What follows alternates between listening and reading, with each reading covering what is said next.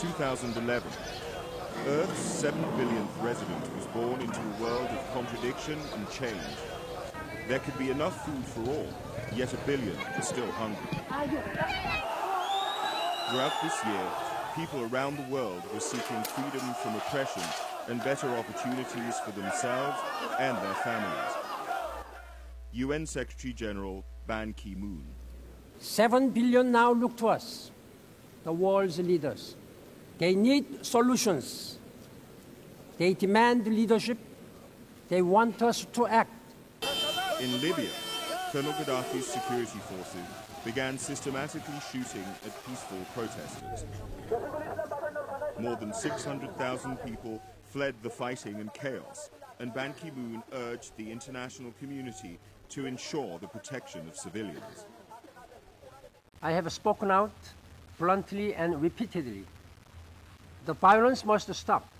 In March, the Security Council adopted a resolution with 10 yes and 5 abstentions to take all necessary measures to prevent further attacks and the loss of innocent lives in Libya.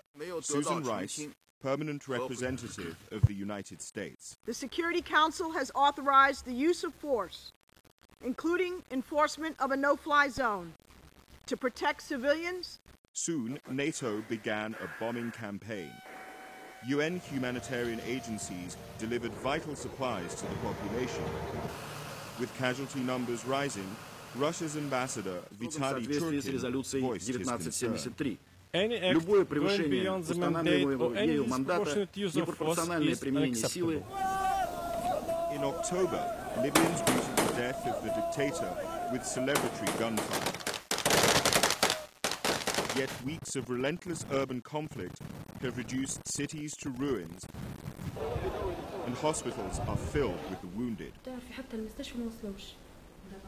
Secretary-General Ban Ki-moon and the President of the General Assembly, Nasir Abdulaziz Al-Nasser, made an historic visit to Libya.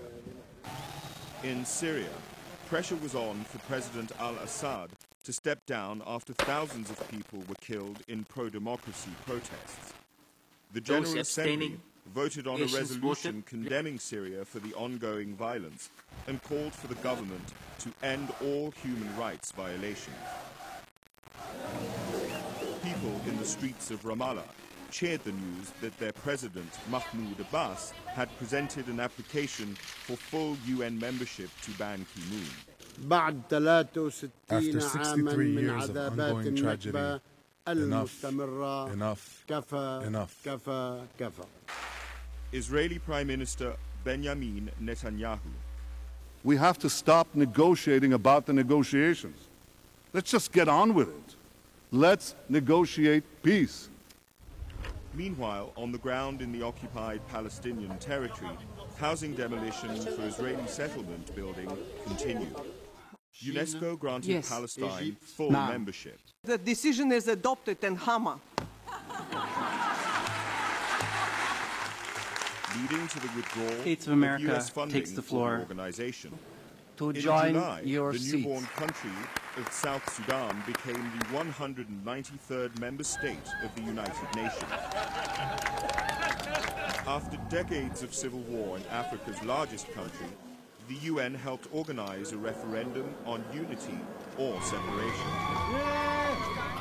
At over 100, Rebecca Kadi was one of the oldest voters to take part. She was telling me, after I vote, if I'm dead, I will be very, very happy, because I finished everything. Over 99% supported separation, and on the 9th of July, a new country was born. Like any newborn, South Sudan needs help. Together, South and North must face their common future as partners, not rivals. In 2011, more than 120,000 UN peacekeepers were deployed in 16 missions on 4 continents. In Liberia's presidential elections, the UN mission deployed ground troops and increased air patrols to improve security and reassure citizens as they went to the ballots. Voters turned out undeterred, despite some clashes that prompted the boost in security. President Ellen Johnson Sirleaf was not only re-elected, She was also one of 3 women activists who were jointly awarded the 2011 Nobel Peace Prize. The arrests of former Côte d'Ivoire President Laurent Gbagbo in April and accused war criminal and former Bosnian Serb military leader Ratko Mladic in May provided further evidence that the era of impunity may come to an end and the rule of international law is here to stay. Haiti slowly recovered from a major cholera epidemic. 1 year after the devastating earthquake, 40% of the 10 million cubic meters of rubble have been removed. The UN Development Programme and other UN agencies created jobs in a pilot project to transform some of the debris into gravel to build new homes and schools. UNICEF brought in supplies. Now, 140,000 children who have never been enrolled before are going to school. Thailand has seen the worst flooding in 70 years. Unusually heavy rainfall left large parts of the country, including the capital, Bangkok, inundated. In Somalia, war and the worst drought in decades uprooted 1.5 million people. The World Food Programme opened feeding centres, bringing relief to millions in desperate need. Executive Director, Josette Sheeran. It's very dangerous and risky, but we have to reach people. Hundreds of thousands of Somalis walked for weeks to Kenya, but many did not make it.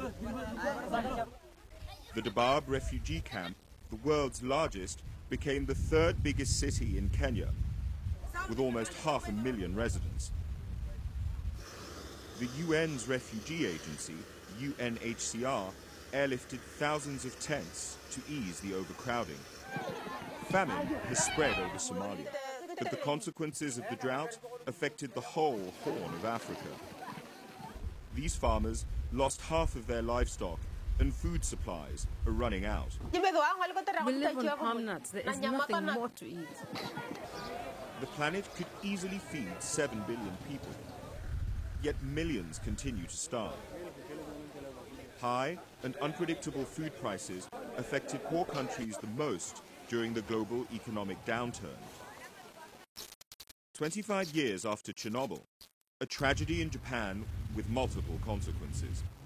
A magnitude 9 earthquake, followed by a tsunami, seriously damaged the Fukushima nuclear reactor. Dedicated workers prevented a total meltdown, but a large area became contaminated as radiation spread. Experts from the International Atomic Energy Agency urged Japan to secure permanent sites to store the radioactive waste. Visiting the victims, Ban Ki-moon pledged to keep nuclear safety high on the international agenda. Nuclear accidents respect no borders. We must treat nuclear safety as seriously as we treat nuclear weapons. Tensions over Iran's nuclear ambitions have increased since the IAEA reported that the country appeared to have worked on the design of a nuclear bomb and may still be doing secret research. After being unanimously re-elected for a second term in office starting in 2012, Ban Ki-moon declared sustainable development that reduces poverty and preserves the environment as his top priority. Green economy will be the buzzwords for 2012's Rio +20 Environment Conference in Brazil. 2012 will also be the year of sustainable energy for all, accessible to the poorest of the poor. 7 billion people need clean energy to read, sustainable agriculture to eat, and opportunities and decent jobs to live a life of dignity and prosperity.